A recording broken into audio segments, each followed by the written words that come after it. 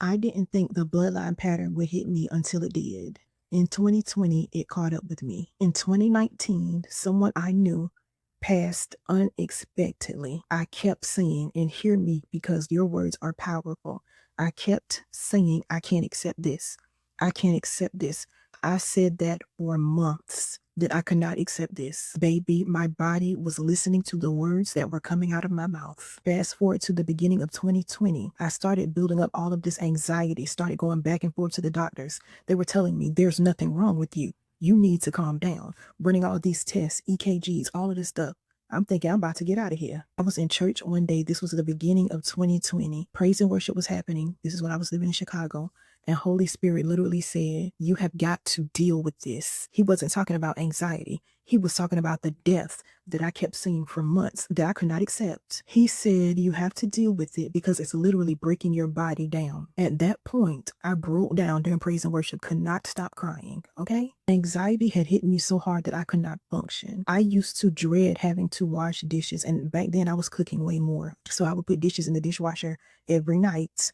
I used to dread it because I had come to the point where whenever the dishwasher changed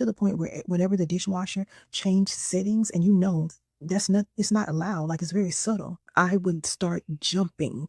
My heart would start racing. And I knew it was about to happen. I was bracing myself. It was horrible, you all. My nervous system was completely out of whack. And it all started not with the death, with the fact that I kept saying that I couldn't accept it. I laid on the couch for almost 2 weeks. I was barely able to think, talk, work. The only reason I went to work is because I had bills to pay. Well, I was working from home by then, but I was doing like Grubhub and all of that too.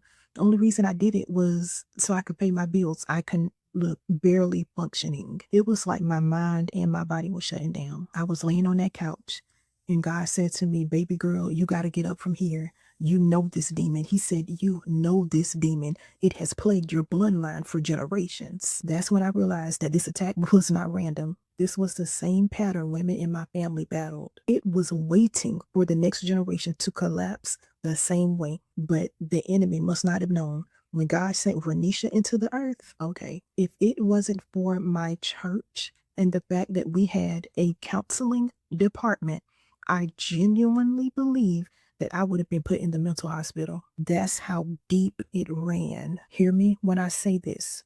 Trauma lives in the body. Grief lives in the nervous system. Spiritual warfare hits the soul. All three collided at once. What you refuse to feel will eventually force you to stop. Part 3 is where everything shifted.